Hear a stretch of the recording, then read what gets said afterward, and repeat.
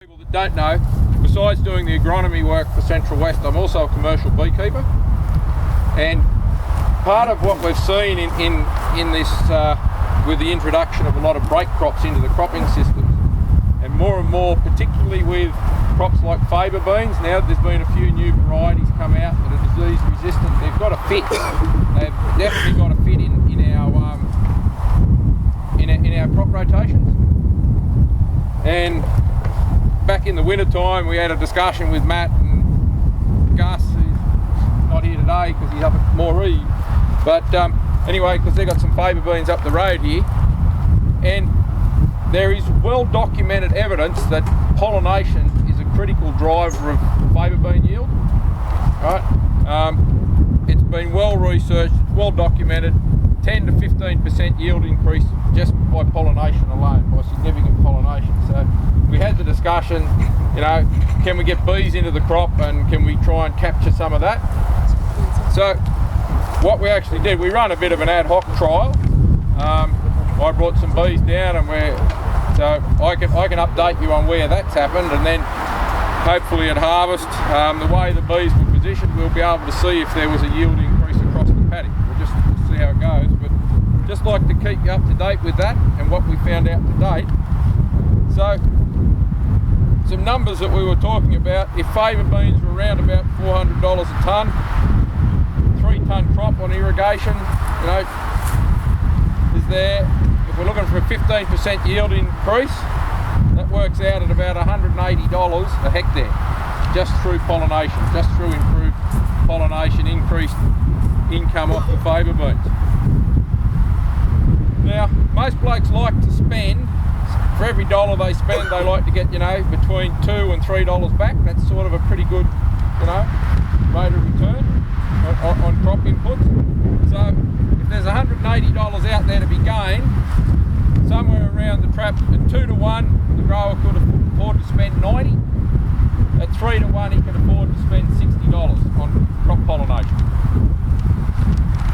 So that's the grain growing side of the operation. We turn the page over, we get to the beekeeper. So from a beekeeper's point of view, the costs that I incur in moving those hives onto the faba beans, I look at $10 a hive just to simply move them. Right, that's the cost in moving them.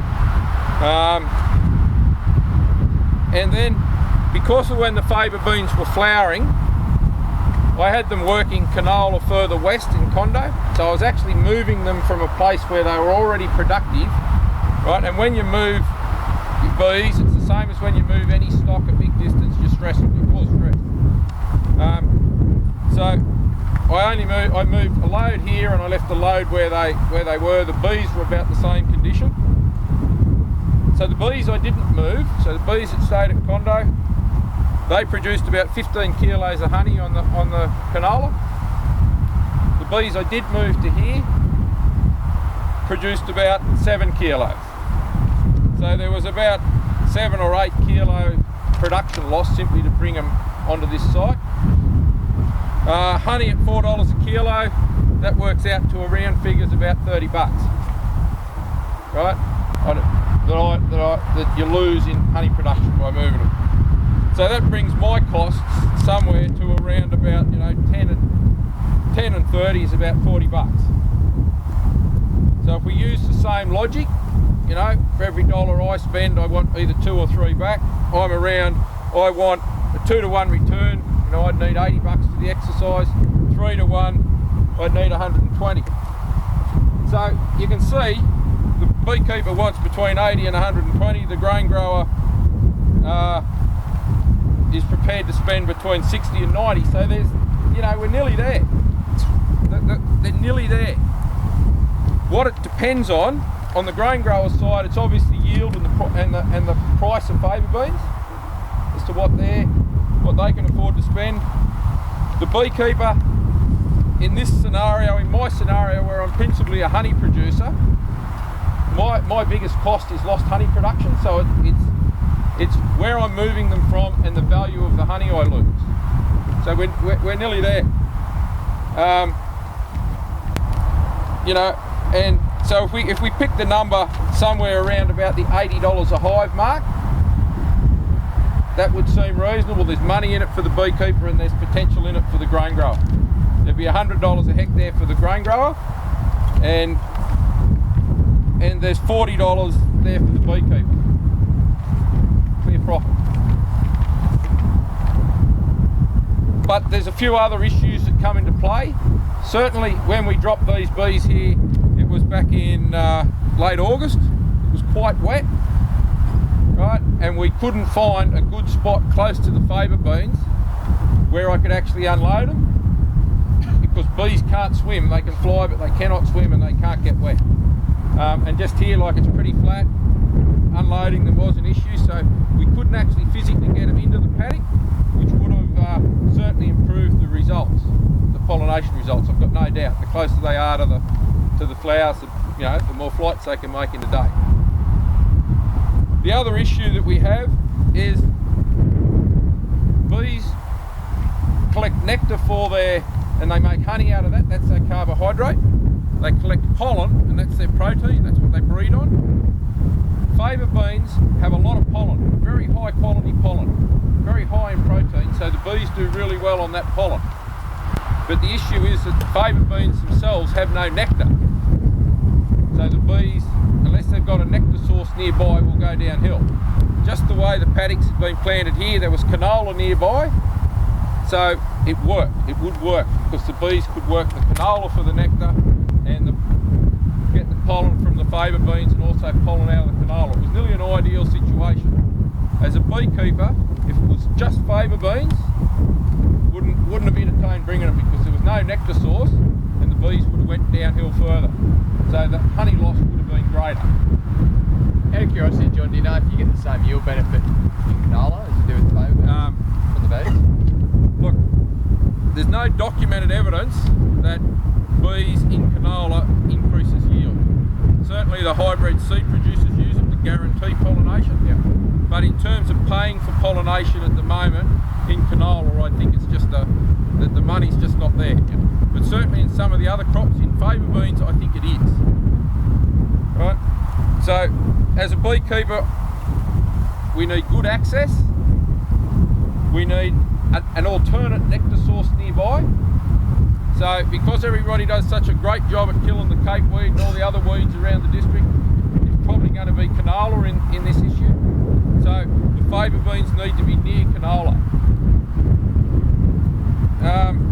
And the other thing, that's the real critical one, is that, I've already said it stresses the bees when I drop them there. If we're going to drop bees for pollination service, we don't want to drop them there and then a fortnight later the grain grower rings up and says, I'm going to spray, you've got to get them out. Right? It just doesn't work, because it means there's greater loss on the bees, more stress. So there's got to be an arrangement that there's no spraying while pollination's on. That's just, from a beekeeper's point of view, that's where it is. Because if we move them, we won't be bringing them back. And if we've got to move them out because there's a spray problem this year, don't ring us next year and ask if we come back, because the price will have doubled or tripled, right? Blokes, we're in business the same as the grain growers, and we just hate getting screwed around. Everybody hates getting screwed around. So if you want them there for a service, then you've got to perhaps change your thresholds a little bit. But I believe it would work.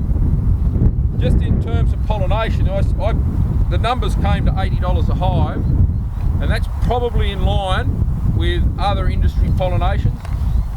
The contracts for pollinating the almonds this year, which was an August pollination, they were $75 a hive for the month. So it's sort of in that mark. Now almonds need pollination. They will not set without bees. So that's why the almond pollinators pay the money for them. But I believe they should be paying more, but they've just got, it's a supply and demand thing. I no longer do the almond pollinations. I've done it for a couple of years and I reckon there wasn't enough money in it. So I stopped doing it. But look, it's a thing that needs to follow through, particularly if you're looking at, on this, irrigated country, high input, favour bean production, there's possibilities there. And the only way we can really nut it out is to have some blokes like Gus and Matt, myself, sit down and try and work a system out that suits both the see how it yields, see if it makes a noticeable impact on the favour beans. It'll only see an edge effect this year because I don't know how many hectares of favour beans there were there. 330. Yeah, there was 330 hectares of favour beans, and we only put 60 hives down one edge. So you should see, you know, a yield impact across the paddock.